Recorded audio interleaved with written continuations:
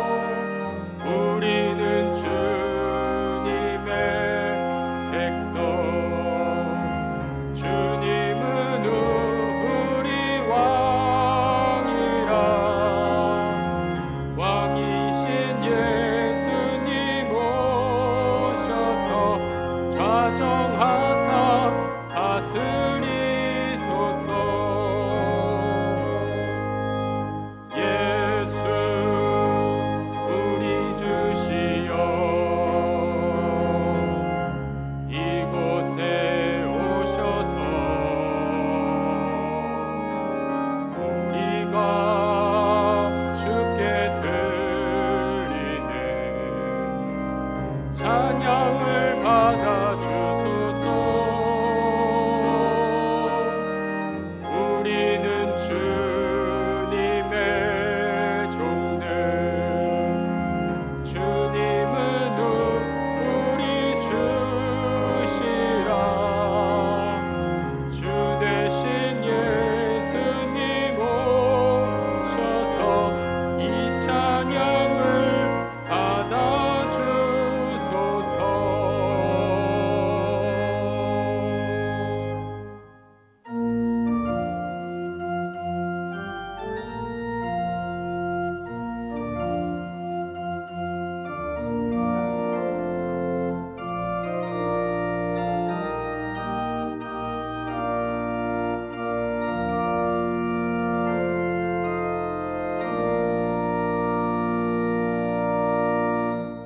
여호와여, 주의 장막에 머무를 자 누구오며 주의 성산에 사는 자 누구오니까? 정직하게 행하며 공의를 실천하며 그의 마음에 진실을 말하며 영원히 흔들리지 아니하리이다. 아멘. 창조의 아버지 하나님, 거룩한 주일을 기억하여 주님 앞에 나와 예배드리게 하심을 감사드립니다. 이 시간 드려지는 예배 가운데 여호와를 찬송하며 당신의 거룩함을 기억하며 감사하게 하옵소서. 주의 말씀으로 새롭게 하시고 새 힘을 얻는 귀한 예배 되게 하여 주옵소서. 이 모든 것 주님께 맡겨드리며 사랑이 많으신 예수 그리스도의 이름으로 기도드리옵나이다. 아멘.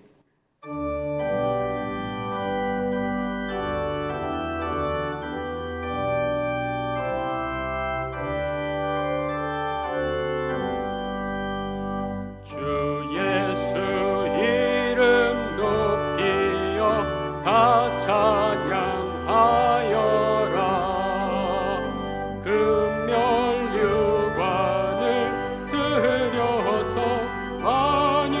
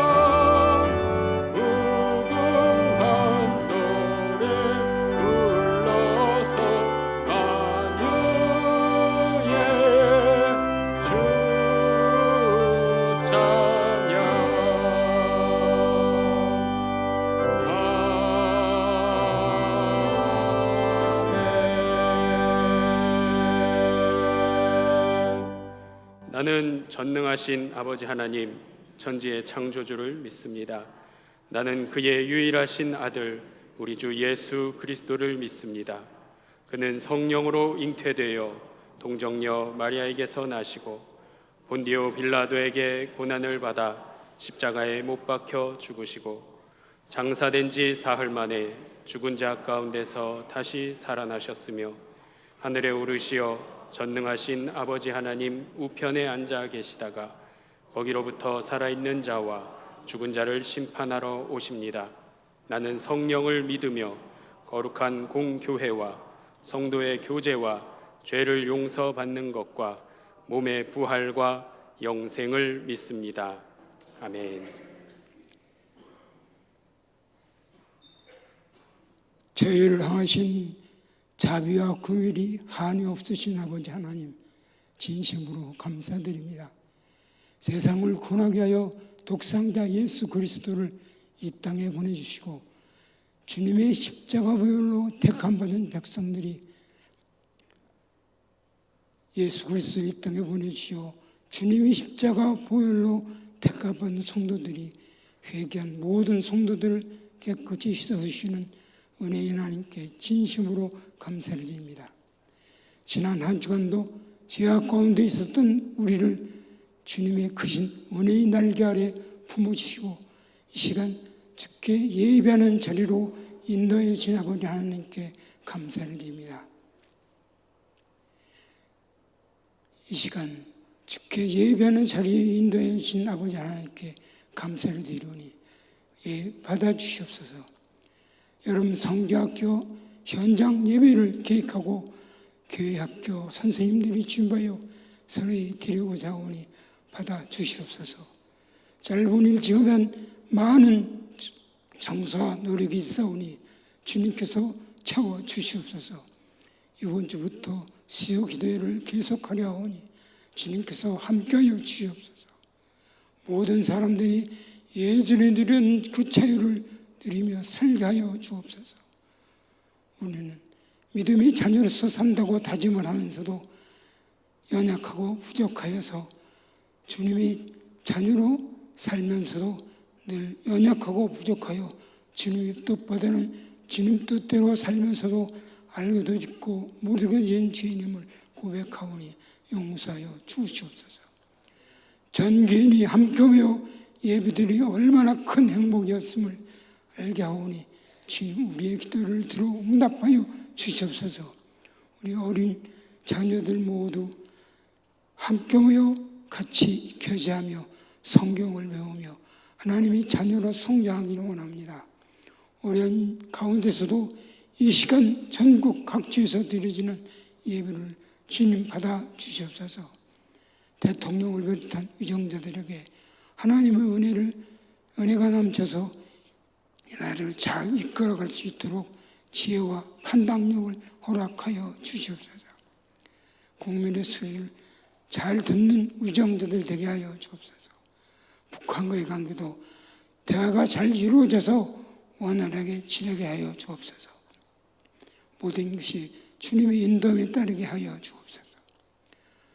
몸도 교회를 이끌어가시는 담임 목사님을 굳건히 붙들어 주시고 영역 지력 지력을 더하여 주셔서 모든 성도들을 푸른 초장 맑은 시냇가로 이끄는데 부족함이 없게 하여 주옵소서.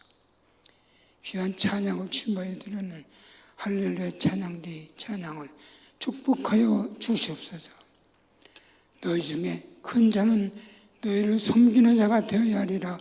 누구든지 자기를 높이는 자는 낮아지고 누구든지 자기를 낮추는 자는 높아지리라 하신 주님의 말씀을 마음속에 늘 새롭게 하여 주옵소서.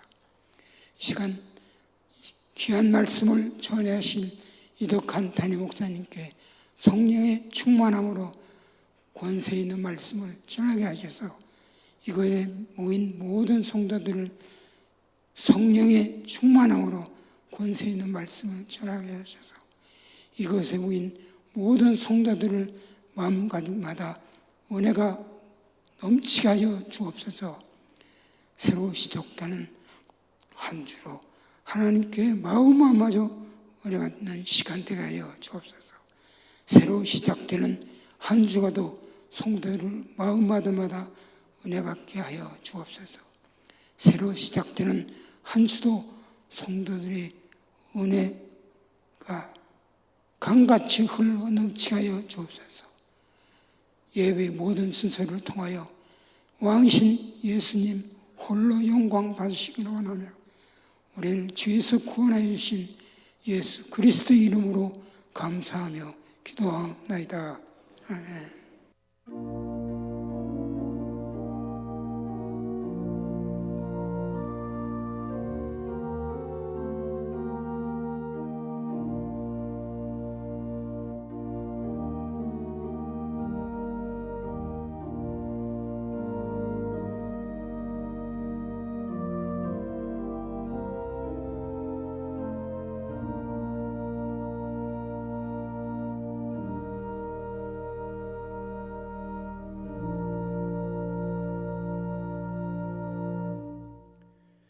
우리 교회에서 인도네시아에 파송한 조병철 선교사님 가정이 본 예배에 참석하셨습니다. 잠시 일어나서 인사해 주시면 우리 박수로 환영하겠습니다. 네, 박수로 우리 환영하겠습니다. 네, 자리에 앉아 주시겠습니다. 오늘 조병철 선교사님께서 우리 청년 예배에 오늘 말씀 증거해 주십니다. 교회 소식 말씀드리겠습니다. 주일 1, 2, 3부 예배는 함께 모여서 예루살렘 예배실에서 드립니다. 예배당에 오시지 못하는 분들을 위해 2부, 3부 예배는 온라인 예배로 중계합니다. 새벽 기도회는 오전 5시 30분에 예루살렘 예배실에서 드립니다. 수요 예배는 5일부터 우리 오후 7시 30분에 예루살렘 예배실에서 드립니다. 예배당에 오시지 못하는 분들을 위해 온라인 예배로 중계하도록 하겠습니다. 금요 기도회는 개인 기도로 대신합니다. 청년부 예배는 오후 2시에 예루살렘 예배실에서 드립니다. 교회학교 현장 예배 안내 드립니다. 이 시간에 우리 고등부와 중등부를 시작으로 갈릴리 예배실과 베델 예배실에서 교회학교 현장 예배가 시작되었습니다. 다른 부서는 주보에 안내되어 있는 시작 일시와 장소를 참조해 주시기를 바랍니다. 모든 부서 온라인 예배도 함께 진행됨을 말씀드립니다.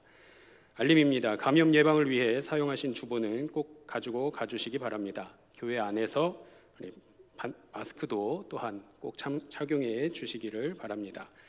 교우 소식입니다. 411구역 임기택 안수집사님, 김현주 권사님께서 은혜에 감사하는 마음으로 아름다운 화분을 헌물해 주셨습니다. 소천 소식입니다. 305구역 김재정 안수집사님의 부친께서 지난 7월 28일 화요일에 소천하셨습니다. 김경화 권사님의 시아버님이 되십니다. 하나님의 은혜 가운데 장례를 잘 마쳤습니다. 이 가정을 위해 기도해 주시기 바랍니다. 이제 331장 부르시면서 봉헌하겠습니다.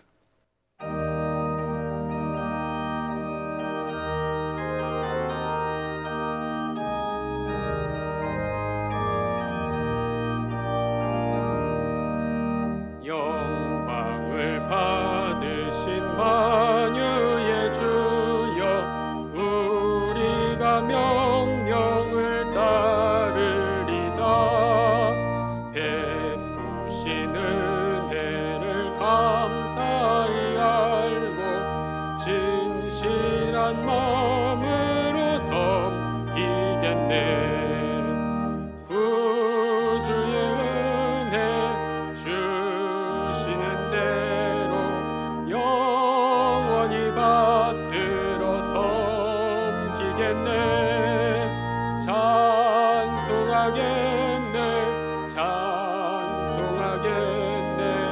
생명을 주시는 구주로다.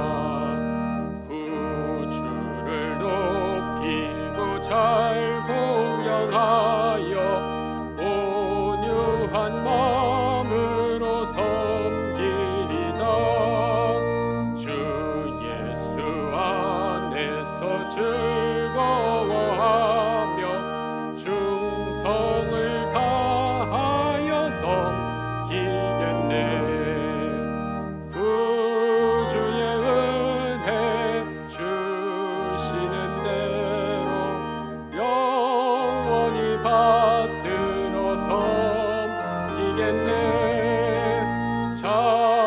찬송하겠네 찬송하겠네 생명을 주시는 구주로다 예수를 믿고서는 살아가여 참 기쁜 마음으로 섬기리다 온 마음을 드리고는 순종하며 구주를 영원히 섬기겠네.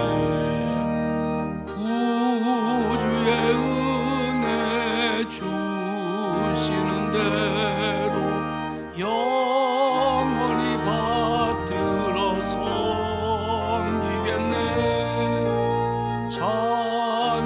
찬송하겠네 찬송하겠네 생명을 주시는 구주로다.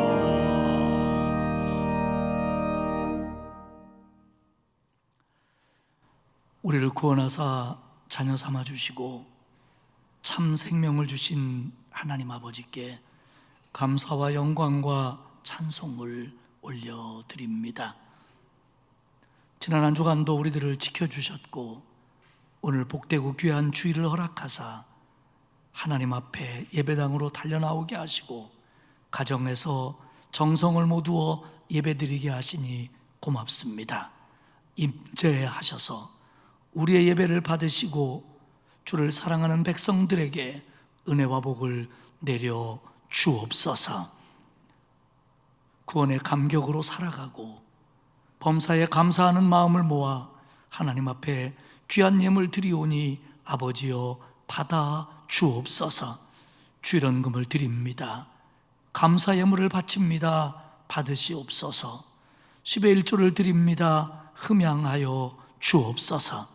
드린 가정 위에 복을 주시어서 기도가 응답되게 하시고 평안하게 하시고 안전하고 건강하게 하시며 형통하도록 복의 복을 내려 주옵소서.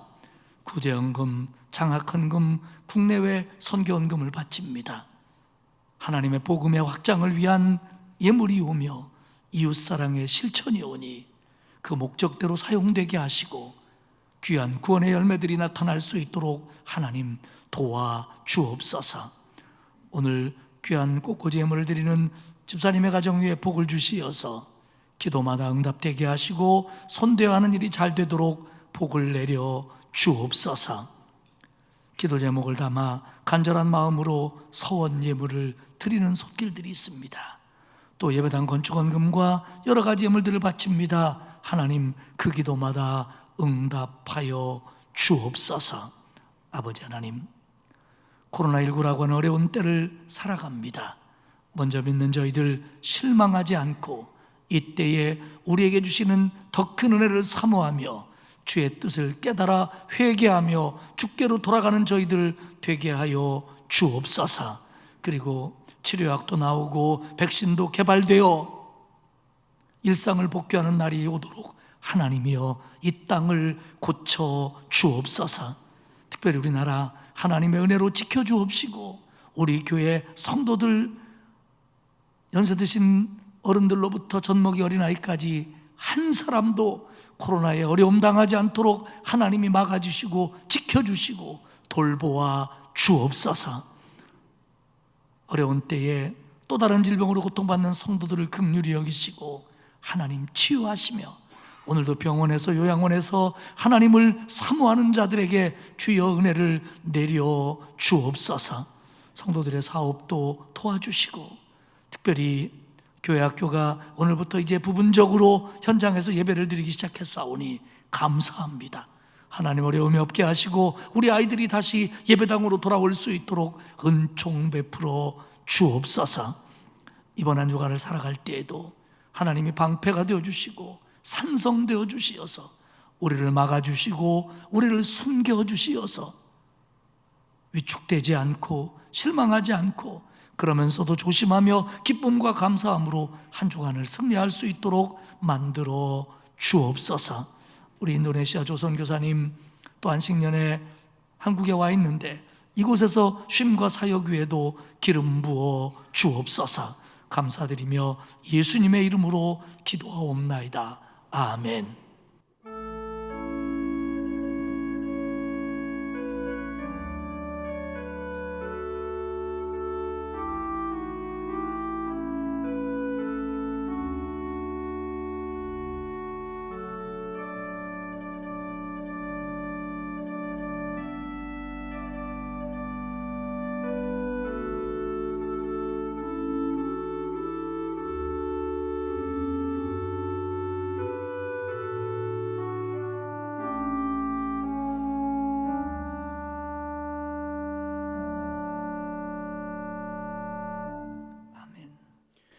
오늘 우리에게 주시는 하나님의 말씀은 민수기 14장 4절에서 10절까지의 말씀입니다.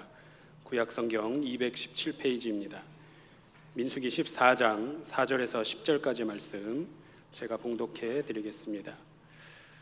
이에 서로 말하되 우리가 한 지휘관을 세우고 애굽으로 돌아가자 하매 모세와 아론이 이스라엘 자손의 온 회중 앞에서 엎드린지라. 그 땅을 정탐한 자 중 눈의 아들 여호수아와 여분네의 아들 갈렙이 자기들의 옷을 찢고 이스라엘 자손의 온 회중에게 말하여 이르되 우리가 두루 다니며 정탐한 땅은 심히 아름다운 땅이라. 여호와께서 우리를 기뻐하시면 우리를 그 땅으로 인도하여 들이시고 그 땅을 우리에게 주시리라. 이는 과연 젖과 꿀이 흐르는 땅이니라. 다만 여호와를 거역하지는 말라. 또 그 땅 백성을 두려워하지 말라. 그들은 우리의 먹이라. 그들의 보호자는 그들에게서 떠났고 여호와는 우리와 함께 하시느니라. 그들을 두려워하지 말라 하나 온 회중이 그들을 돌로 치려 하는데 그때에 여호와의 영광이 회막에서 이스라엘 모든 자손에게 나타나시니라. 아멘. 이한솔 청년의 아무것도 두려워 말라 찬양 후에 담임 목사님께서 가데스 바네아에서라는 제목으로 말씀 증거해 주시겠습니다.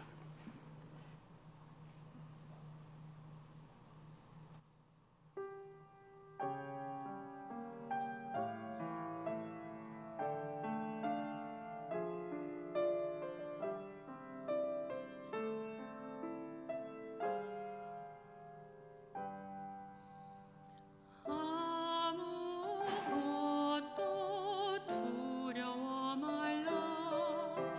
주 너의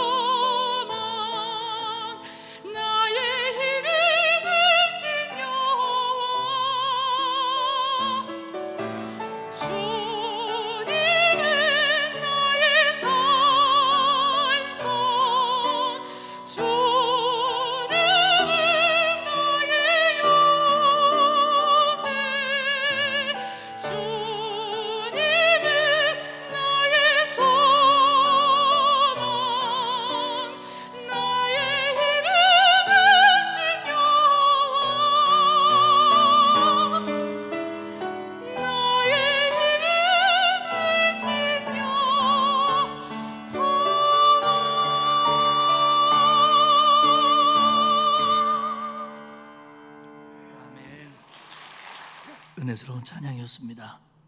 목소리가 참 이쁘죠?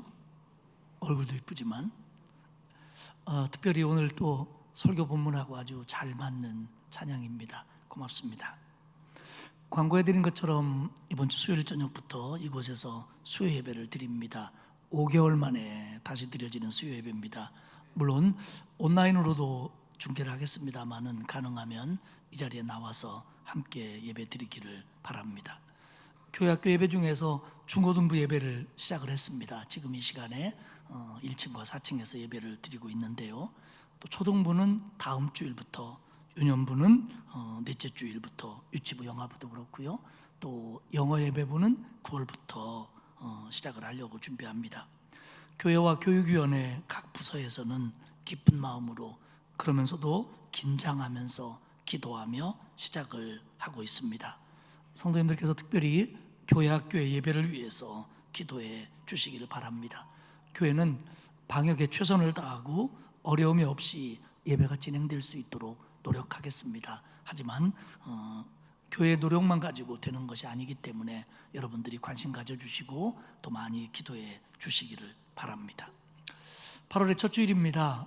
중부지방은 이번 주간에도 장마가 계속된다고 하는데 아무래도 휴가철이 시작되다 보니까 성도들도 가족끼리 또 아이들 때문에 가깝고 먼 곳으로 휴가를 다녀올 수 있을 텐데 가셔야지요. 그런데 특별히 조심하시기 바랍니다.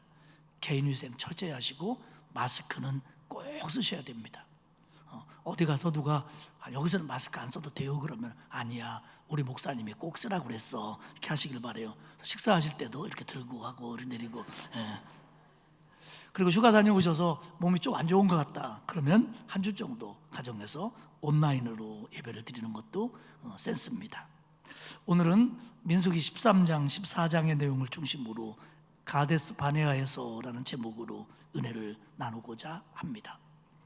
민수기 13장 14장의 말씀, 그러니까 가데스 바네아에서 이스라엘 백성들이 12정탐꾼을 가나안 땅으로 보내요. 그 땅을 살피고 돌아오게 하고 그들의 보고로 인해서 벌어지는 이스라엘 백성들의 이 반역, 이 가데스 바네아에서 이 사건은 출애굽기 32장의 금송아지 사건과 더불어서 이스라엘 백성들이 출애굽하면서 저질렀던 범죄 가운데 가장 잘못된 것이고 가장 하나님의 마음을 아프게 했던 겁니다.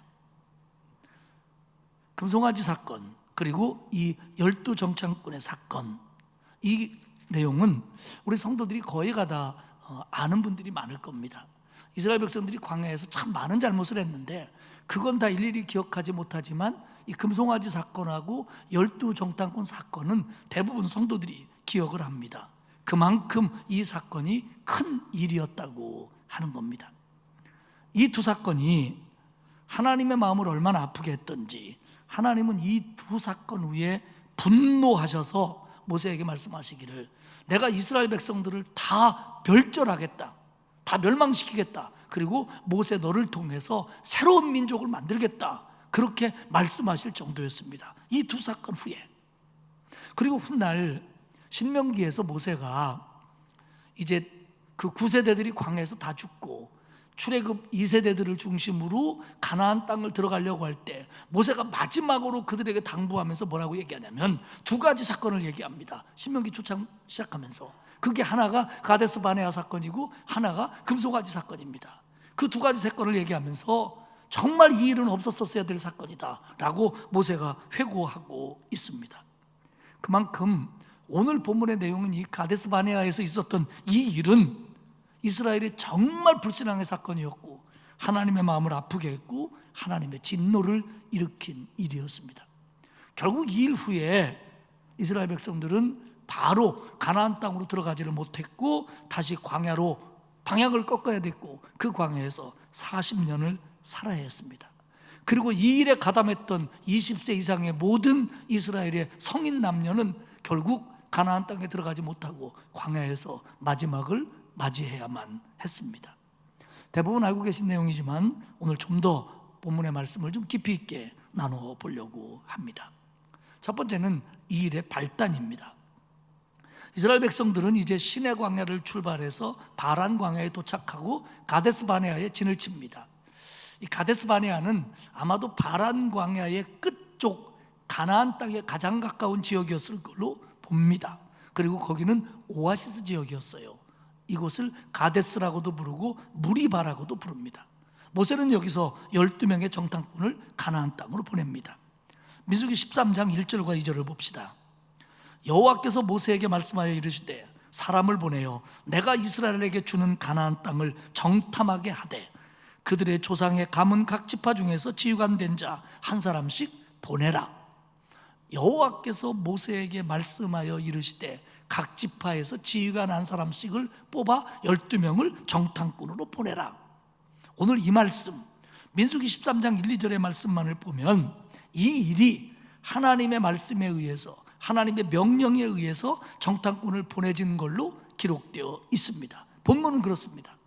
하지만 훗날 모세가 신명기 1장에서 이 일을 기억하면서 말할 때는 뭐라고 했냐면 이 사건이 백성들의 건의에 의해서 이루어진 일이다, 그렇게 말을 합니다. 신명기 1장 21절과 22절을 보십시오. 너희 하나님 여호와께서 이 땅을 너희 앞에 두셨은즉 너희 조상의 하나님 여호와께서 너희에게 이르신 대로 올라가서 차지하라. 두려워하지 말라, 주저 말라 한즉 너희가 다 내 앞으로 나와 말하기를 우리가 사람을 우리보다 먼저 보내어 우리를 위하여 그 땅을 정탐하고 어느 길로 올라가야 할 것과 어느 성읍으로 들어가야 할 것을 우리에게 알리게 하자 하기에.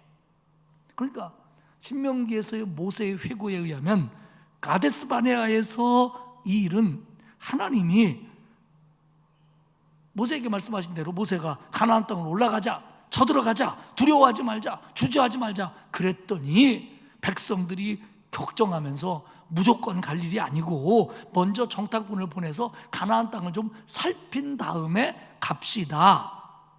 그래서 이루어진 일이라는 겁니다. 하나님의 명령에 따라 진격하라는 모세의 말에 대해서 정탐꾼을 보내어 정탐부터 하자고 하는 이 건의는 결국 하나님의 능력과 하나님의 약속을 온전히 믿지 못하고 하나님을 불신하는 불신앙에서 나온 게 분명합니다. 그런데 하나님은요, 이걸 막지 않고 그럼 그렇게 해라, 그렇게 허락을 하십니다. 그 부분이 오늘 민수기 13장 1, 2절인 겁니다. 하나님 모세에게 말씀하셔서 그럼 정탐꾼을 보내라. 어떤 성서학자는 이렇게 얘기합니다. 이 일은 하나님이 마지못해서 허락하신 일이다.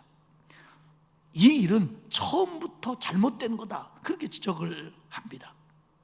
하나님께서 이스라엘 백성을 뽑아서 정탐꾼을 보내라고 허락하신 것은 거기 가서 정탐, 우리가 생각하는 정탐, 간첩처럼 정보를 캐오고 상황을 파악하고 무슨 전쟁에 승리할 수 있는 도움을 얻고 이런 것보다는 하나님의 의도는 거기 가서 하나님이 준 땅이 얼마나 아름다운지, 하나님이 인도할 땅이 얼마나 복된 땅인지 먼저 느끼고 와서 그 느낌을 그들에게 전해줘라, 이런 의도였다는 겁니다. 그런데 그들은 그렇게 하지를 못하죠. 만약에 하나님이 정탐하지 못하도록 막으셨더라면 어떻게 됐을까요?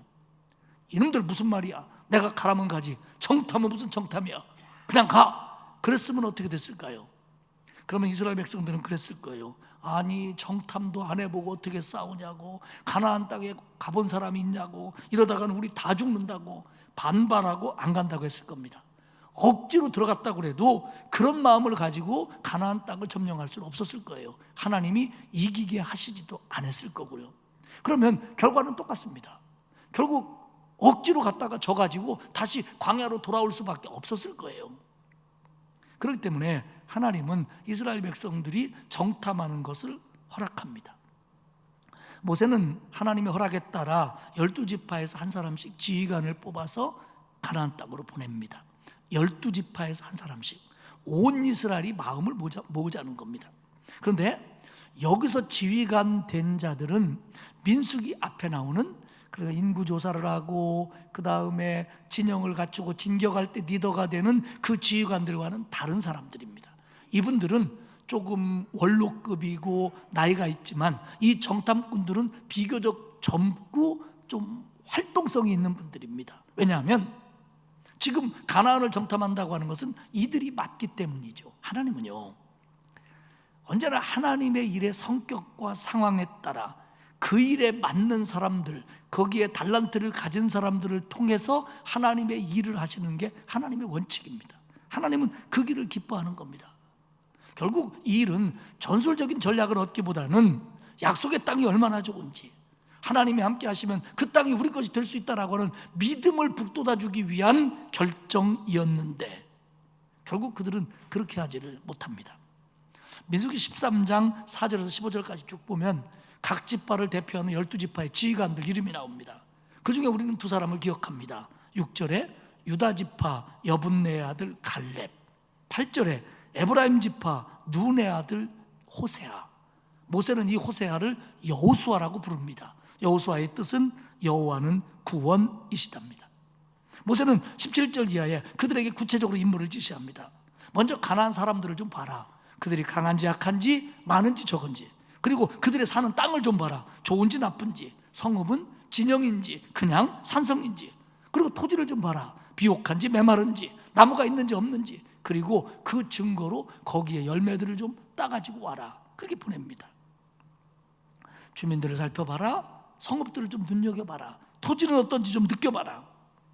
결국 12정탐꾼은 이스라엘의 가장 남단인 신광야에서부터 지금 시리아의 국경 골란고원 가까운 그 하맛 어기 르옵까지, 이게 직선거리로 500km쯤 됩니다. 여기를 두리두리 하면서 40일 동안 정탐을 하고 돌아오면서 그 가나안 땅의 소산인 커다란 포도송이와 석류, 무화과 등 탐스러운 열매들을 가지고 모세에게로, 이스라엘에게로 돌아옵니다. 두 번째는 문제의 시작입니다. 보고입니다. 보고. 먼저 10명의 정탐꾼이 보고를 합니다. 모세와 아론과 이스라엘의 온 회중들에게 가나안 땅의 과실을 보여주면서 그들은 민수기 13장 27절과 28절에서 이렇게 보고합니다. 모세에게 말하여 이르되 당신이 우리에게 보낸 땅에 간즉 과연 그 땅에 젖과 꿀이 흐르는데 이것이 그 땅의 과일입니다. 그러나 그 땅 거주민은 강하고 성읍은 견고하고 심이 클 뿐 아니라 거기서 아낙 자손을 보았으며. 먼저 긍정적으로 합니다. 27절의 말처럼 가나안 땅에는 정말 젖과 꿀이 흐릅니다.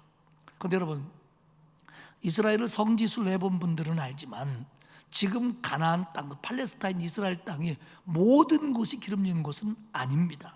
거기도 척박한 땅이 있습니다. 그런데 그 땅을 왜 젖과 꿀이 흐르는 땅이라고 부르냐면 이스라엘 백성들이 사는 광야와 비교해 볼 때 그렇다는 겁니다. 광야가 어떤 곳입니다? 메마릅니다. 메마르니까 풀이 없습니다. 풀이 없으니까 사실은 짐승을 기를 수가 없습니다. 짐승을 기를 수 없으니까 젖이 없습니다. 광야가 메마릅니다. 꽃이 피지 않습니다. 꽃이 피지 않으니까 벌나비가 찾아오지 않습니다. 그러다 보니까 꿀이 없습니다.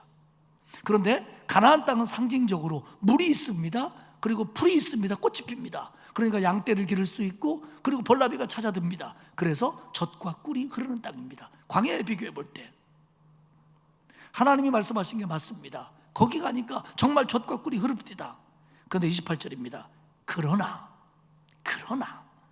그 땅 거주민은 강하고 성읍은 견고하고 거기서 아낙 자손을 보았습니다. 여기서 그러나라고 번역된 이 히브리어 에페스는 굉장히 부정적인 단어입니다. 부정적인 내용을 강조할 때 쓰는 히브리 용법입니다. 그럼에도 불구하고라는 뜻입니다. 그 땅은 좁디다. 그러나 그럼에도 불구하고 그 땅은 거주민이 강하고 성읍은 견고하고 심지어는 아낙 자손까지 있습니다. 우리는 거기서 아낙 자손까지 봤습니다. 부정에 부정을 하는 겁니다.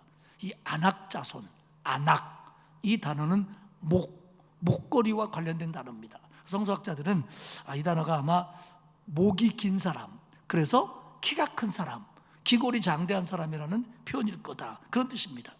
훗날 여호수아가 가나안 땅을 점령해 들어가면서 이 아낙 자손들을 거의 진멸합니다. 근데 일부 남은 아낙 자손들이 도망쳐갖고 지중해 연안인 블레셋 도시인 아스다롯과 가드 같은 데로 도망을 칩니다.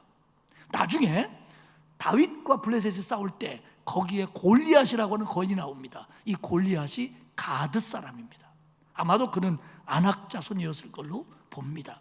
그렇다고 보면 아낙 자손들이 얼마나 용맹해 보이고 기골이 장대했을지는 우리가 짐작할 수 있습니다. 이제 여호수아와 갈렙이 보고를 합니다. 민수기 13장 30절입니다. 갈렙이 모세 앞에서 백성을 조용히 하고 이르되 우리가 곧 올라가서 그 땅을 취하자 능히 이기리라. 갈렙의 보고는 그겁니다. 그 땅 젖과 흐릅니다. 그러니까 올라가서 취합시다. 우리는 충분히 이길 수 있습니다. 왜 두려워합니까? 그러자 다시 10명의 정탐꾼이 다시 얘기합니다. 우리는 그 백성을 치지 못합니다. 그들은 우리보다 훨씬 강합니다. 갈렙의 보고에 정면으로 반박하는 것 같지만 사실은 하나님의 약속의 말씀에 대한 부정입니다. 하나님은 주겠다고 그랬고 갈 수 있다고 그랬는데 못 간다는 겁니다. 32절을 볼까요? 이스라엘 자손 앞에서 그 정탐한 땅을 악평하여 이르되 우리가 두루 다니며 정탐한 땅은 그 거주민을 삼키는 땅이요 거기서 본 모든 백성은 신장이 장대한 자들이며.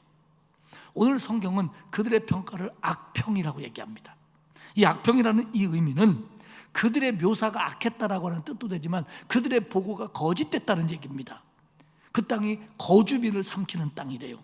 호전적인 민족들이 살고 있어서 전쟁이 그치지 않을 것이고 우리는 그들과 싸우면 죽을 거라는 뜻입니다. 그리고 33절에 보면 자기들이 본 아낙 자손이 네피림의 후손이라는 겁니다. 네피림이 누구냐면요, 창세기 6장에서 홍수 전에 있었던 전설적인 거인 족속들이 네피림입니다. 네피림은 없어요 지금. 그런데 그 아낙 자손은 네피림 자손이 이렇게 틀림없다고 공포를 조장합니다. 그러면서 말하기를 우리는 그들과 비교하면 그들의 먹잇감인 메뚜기만 또 못합니다. 이렇게 보고를 합니다. 그들은 40일 동안 같은 곳을 다녀왔고 같은 것을 보았습니다. 동일한 보고를 합니다. 좋은 땅입니다. 비옥합니다. 살만합니다. 그런데 도시는 큰 성읍이었고 거인도 있었습니다. 그 다음부터 달라지는 겁니다. 10명의 정탐꾼은 얘기하죠. 우리는 메뚜기밖에 안 됩니다. 그들은 강합니다. 이따만합니다. 여호수아와 갈렙은 얘기합니다. 갑시다. 우리는 이길 수 있습니다. 왜 이렇게 다를까요? 이게 무슨 차이일까요? 10명의 정탐꾼의 보고는 대단히 합리적인 것 같고 대단히 현실적인 것 같습니다. 그런데 그들에게는 하나님이 없어요. 신앙이 없습니다. 지금 여기에는 하나님이 빠져없어요. 하지만 여호수아와 갈렙은 그것을 바라보는 눈이 하나님의 약속 위에서 하나님의 말씀 위에 서서 믿음으로 바라보는 겁니다. 그러니까 더 좋게 보이는 겁니다. 얼른 가야 될 땅입니다. 그리고 나중에 계속 논박이 이어지면서 14장에서 여호수아와 갈렙은 계속 하나님 얘기를 하는 거예요. 하나님 얘기를. 결국 보고는 이렇게 완전히 다르게 이스라엘 백성들에게 들려졌습니다. 세 번째 생각할 것은 백성들의 반응과 하나님의 진노입니다. 정탐꾼의 보고를 들은 이스라엘 백성들은 그 밤에 밤새도록 울부짖으며 통곡합니다. 10명의 보고를 마음에 담은 거죠. 그러면서 모세와 아론을 원망합니다. 이스라엘 백성 스타일이 나와요. 조금만 어려우면 모세와 아론 원망하고 하나님 원망하고 못 살겠다고 하고 갈아보자고 하고 이 스타일이 또 나옵니다. 민수기 14장 2절과 3절을 보십시오. 이스라엘 자손이 다 모세와 아론을 원망하여 온 회중이 그들에게 이르되 우리가 애굽 땅에서 죽었거나 이 광야에서 죽었으면 좋았을 것을 어찌하여 여호와가 우리를 그 땅으로 인도하여 칼에 쓰러지게 하려 하려는가? 우리의 처자가 사로잡히리니 애굽으로 돌아가는 것이 낫지 아니하냐? 결국 모세와 아론을 원망하는 것은 하나님을 원망하는 겁니다. 여기서 원망하다라고는 이 히브리 단어는 그냥 항의하다, 불평하다 정도가 아니고요, 반역하다에 가까운 의미입니다. 그러니까 이들의 원망은 하나님께 대한 반역이었다는 거예요. 막 소리 지르고 막 밤새 울부짖고 막 통곡하고 하나님에 대해서 반역하는 겁니다. 아니 세상에 애굽 땅에서 죽었으면 좋을 걸, 광야에서 죽었으면 좋을 걸, 여기까지 끌고 와가지고 가나안 땅에 가서 칼 맞아 죽게 만들려고 한다고. 이게 말이 안 되는 게요, 이스라엘 백성들이 지금 가나안 땅에 왜 안 들어가려고 그럽니까? 죽을까 봐 안 들어가려고 그러는 거예요. 전쟁에서 져가지고 자기들 죽을까 봐. 그런데 뭐라고 하냐면 말은 죽었으면 좋았을 거라는 거예요. 죽기 싫어하는 사람이 진작에 죽었으면 좋겠대요. 광야에서 죽었던지 애굽에서 죽었던지 그랬으면 됐지 왜 우리가 거기가 죽냐는 거예요. 그러면서 그들은 하나님께 대한 반역을 구체화합니다. 4절에 보면 이에 서로 말하되 우리가 한 지휘관을 세우고 애굽으로 돌아가자 하매. 하나님께 대한 결정적인 반역입니다. 모세 싫다, 못 믿겠다. 새 지휘관을 세우자, 하나님도 싫다, 가나안도 싫다, 애굽으로 돌아가자. 여러분, 가나안 땅이 어떤 땅입니까? 이스라엘 백성의 조상인 아브라함에게 약속한 땅입니다. 하나님이 약속한 땅입니다. 그 약속을 자기들은 이제 필요 없다는 겁니다. 모세가 누굽니까? 하나님이 약속을 지키기 위해서 세운 지휘관입니다. 싫다는 겁니다. 다 싫다는 겁니다. 가나안도 싫다는 겁니다. 하나님도 싫다는 겁니다. 모세도 싫다는 겁니다. 이제는 우리가 결정하겠다는 겁니다. 이에 모세와 아론은 5절에 보면 모세와 아론이 이스라엘의 온 회중 앞에서 엎드린지라. 잘못 읽으면 성난 군중 앞에 모세와 아론이 겁을 먹고 엎드린 것처럼 보이지만 이 말의 진짜 뜻은 이스라엘 백성이 저러니까 하나님의 진노가 지금 당장이라도 내리칠 것 같아서 모세와 아론은 그 자리에 엎드릴 수밖에 없었다는 겁니다. 그러자 여호수아와 갈렙이 옷을 찢으면서 다시 얘기합니다. 14장 8절과 9절입니다. 여호와께서 우리를 기뻐하시면 우리를 그 땅으로 인도하여 들이시고 그 땅을 우리에게 주시리라. 이는 과연 젖과 꿀이 흐르는 땅이라. 다만 여호와를 거역하지는 말자. 다만 여호와를 거역하지는 말라. 또 그 땅의 백성을 두려워하지 말라. 그들은 우리의 먹이라. 그들의 보호자는 그들에게서 떠났고 여호와는 우리와 함께 하시느니라. 그들을 두려워하지 말라. 지금 우리가 중요하게 여겨야 될 것은 그들이 강하냐 그들이 약하냐가 아니다. 그들이 얼마나 센 사람이고 얼마나 큰 사람이냐가 아니다.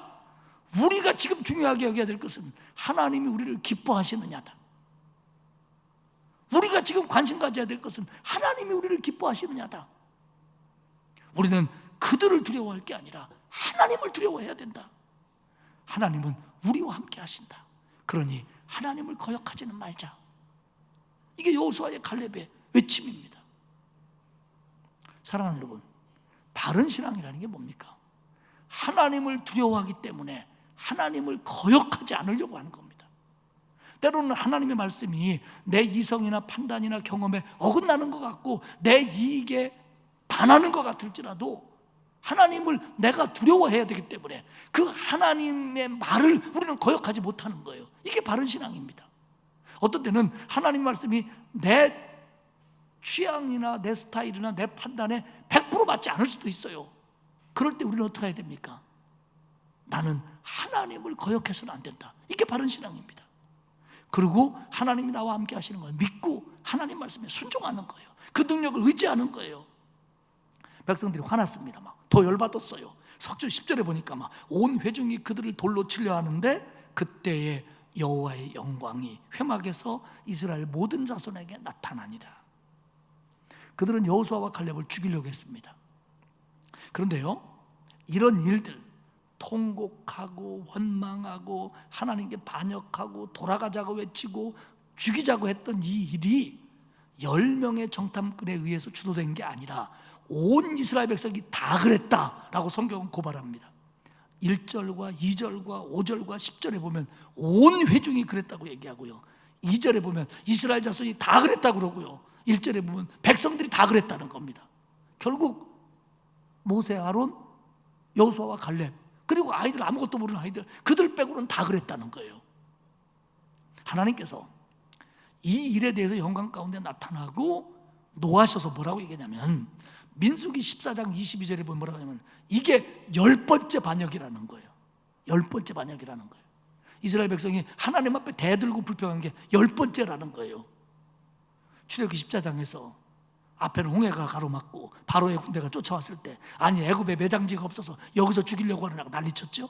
마라에서 물 쓰다고 난리쳤죠. 신광에서 배고프다고 난리쳤죠. 시내산 안에서 금송아지 만들고 난리쳤죠. 등등등등 10번이나 그랬다는 거예요. 하나님이 10번이나 참으셨다는 거예요. 그러더니 하나님이 민수기 14장 11절에서 뭐라고 얘기하시는 줄 압니까? 이 백성이 나를 멸시했다. 여호수아와 갈렙의 지적이 맞아요.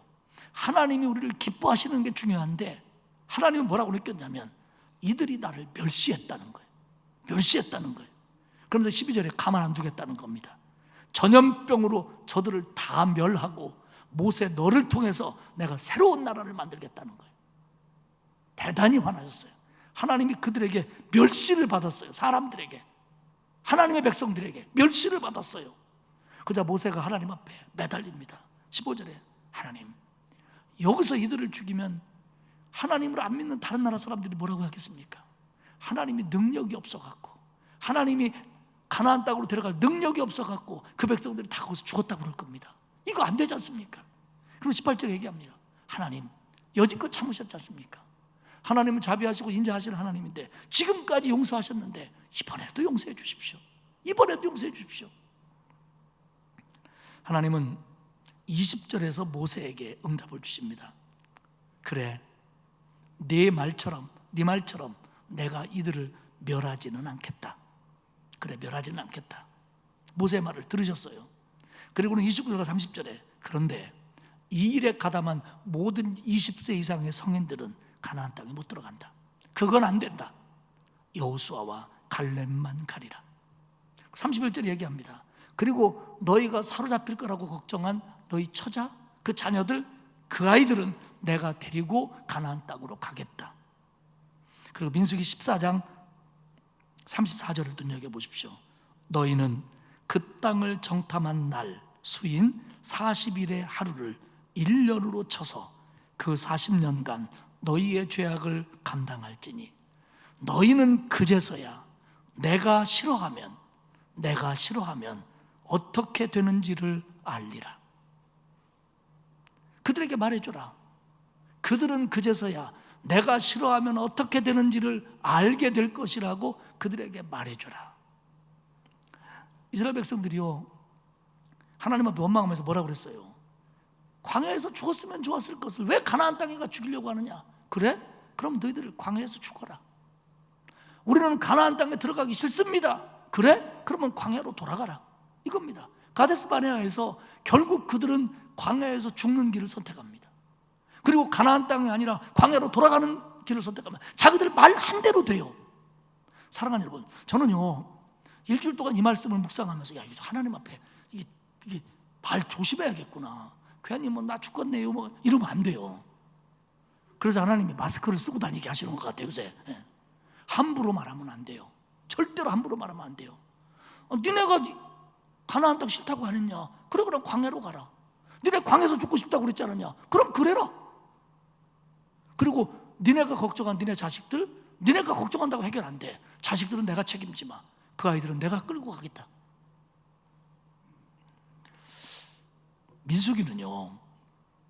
민수기를 평가하기를 성서학자들은 뭐라고 평가하냐면 이스라엘 백성의 광야에서의 실패담이라는 거예요. 이스라엘 백성은 광야에서 실패했어요. 그 중에 대표적인 실패가 가데스 바네아에서의 선택입니다. 하나님을 믿지 못했고 가나안 사람들을 두려워했습니다. 부정적인 말에 귀를 들었고 그 말을 마음에 새기고 통곡하며 원망하며 반역했습니다. 결국 하나님을 믿지 못한 거예요. 하나님의 임재도, 하나님의 인도하심도, 하나님의 능력도 믿지 않았습니다. 사랑하는 여러분, 우리는 세상을 살면서 여러 가지 판단을 합니다. 때로는 합리적이라고 생각하고 이성적이라고 생각하고 보편적이라고 생각합니다. 그런데 그것들이 믿음 없이 이루어지는 판단이라면 그건 신앙적인 건 아닙니다. 결과도 아름답지 못합니다. 그리고 그런 잘못된 생각에서 나온 걸 바탕으로 방법을 찾으려고 하다가 실패하는 경우가 한두 번이 아닙니다. 그 대표적인 예가 가데스 바네아입니다. 하나님은 오늘 말씀을 통해서 우리에게 말씀합니다. 하나님을 거역하지 말아라. 하나님을 거역하지 말아라. 다른 거 두려워하지 말고 너는 하나님을 두려워해라. 그러나 그 하나님은 자비의 하나님이고 용서의 하나님이고 나와 임재하셔서 언제까지나 나를 책임져 주시고 인도하심을 믿어라. 그러니 너는 하나님을 기쁘시게 하는 자가 되라. 오늘 이 얘기입니다. 사랑하는 여러분, 우리는 계속해서 가데스 바네아에 서 있는지도 모릅니다. 제가 지난 일주일 동안 설교 준비를 하면서 설교 제목을 이 제목 말고 한두 개를 더 먼저 정했었습니다. 그러면서 설교를 준비하면서 제목을 바꿨어요. 가데스 바네아에서라고. 왜냐하면 우리는 순간순간 가데스 바네아에 서 있는 겁니다. 우리의 믿음을 흔들리는 소리들이 들립니다. 우리를 불안하게 만들고 그리고 우리를 하나님에게서 멀어지게 만드는 상황들이 우리 눈앞에 펼쳐집니다. 어쩌면 코로나19도 그거일지 모릅니다. 그럴 때 우리는 세상 소리에 귀 기울이고 내 판단을 앞세우고 보편적인 가치를 따라가다 보니까 하나님의 음성보다, 하나님을 두려워하는 것보다 세상이 두렵고 세상이 걱정되고 세상의 방법이 옳은 것처럼 우리는 착각한다는 겁니다. 그러면서 10명 정탐꾼의 귀를 기울이고 군중의 소리에 져서 그 길을 따라갈 때가 우리는 얼마나 많은지 모릅니다. 사랑하는 여러분, 우리는 순간순간 가데스 바네아에 서 있습니다. 우리는 여기서 하나님의 음성을 드려야 됩니다. 하나님을 두려워해야 됩니다. 하나님을 기쁘시게 해드려야 됩니다. 하나님을 거역해서는 안 됩니다. 그리고 내가 걱정하는 걸 내가 책임질 수 있다고 착각해서도 안 됩니다. 하나님이 책임지시는 겁니다. 이번 한 주간도 우리는 가데스 바네아에 서 있을지도 모릅니다. 하나님이 나와 함께 하심을 믿고 하나님의 인도하심을 신뢰하고 하나님의 능력을 의지하고 순종함으로 하나님을 기쁘시게 해드림으로 이번 한 주간도 그렇게 이어지는 한 주간 한 주간의 우리의 일생이 하나님을 기쁘시게 해드리는, 그래서 열매가 있는 그런 복된 삶들이 되시기를 주님의 이름으로 축복합니다. 사랑이 많으신 아버지 하나님 고맙습니다. 우리를 구원하시고 나와 함께 하시고 나를 인도하시는데 나는 세상을 살면서 하나님이 주신 말씀으로 판단하기보다는 내 이성, 경험, 이익, 보편적 가치 혹은 합리적 이런 것들을 등등 앞세우며 하나님을 거역하지는 않았는지요. 하나님, 우리를 긍휼히 여기시고 용서하여 주옵소서. 하나님을 거역하지 않게 하시고 하나님을 기쁘시게 해드리게 하시고 하나님을 믿고 하나님과 함께 광야 같은 인생길을 걷게 하옵소서. 가데스 바네아에 서 있을 때 하나님을 바라보게 하시고 하나님의 약속, 하나님의 말씀 붙들게 하옵소서. 이번 한 주간도 승리하게 하실 줄 믿고 예수님의 이름으로 기도드리옵나이다. 아멘. 342장 찬송하겠습니다.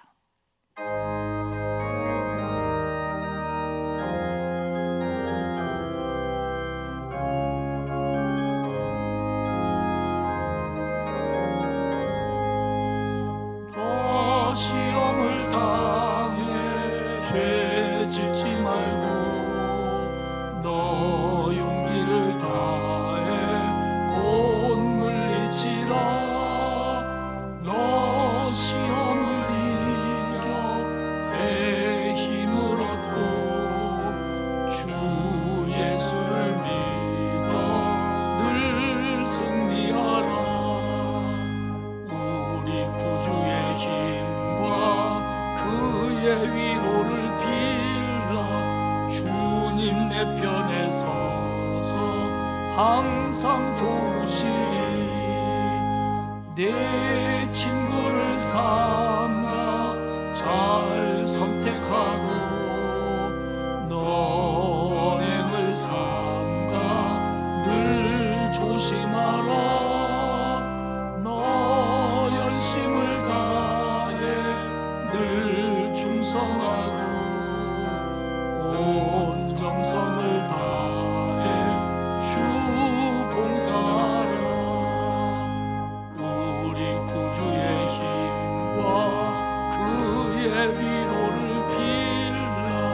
주님 내 편에 서서 항상 도우시리. 잘 이기는 자는 상 받으리니 너 낙심치 말고 늘 전진하라. 내 구세주 예수 힘 주시리니 주 예수를 믿어 늘 승리하라. 우리 구주의 힘과 그의 위로를 빌라. 주님 내 편에 서서 항상 도우시리.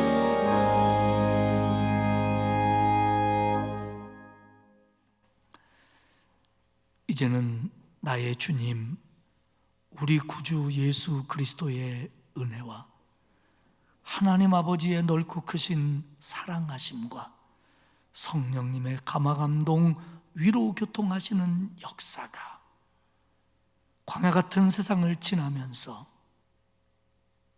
하나님을 거역하지 않고 하나님께 순종하며 하나님을 더욱 기쁘시게 해드릴 것을 다짐하는 온 성도들 머리머리 위에와 그 자녀 가정 일터 위에와 우리 교회 이 나라 그리고 코로나로 힘들어하는 온 세상 위에 이제로부터 영원까지 함께하옵시기를 간절히 축원하옵나이다.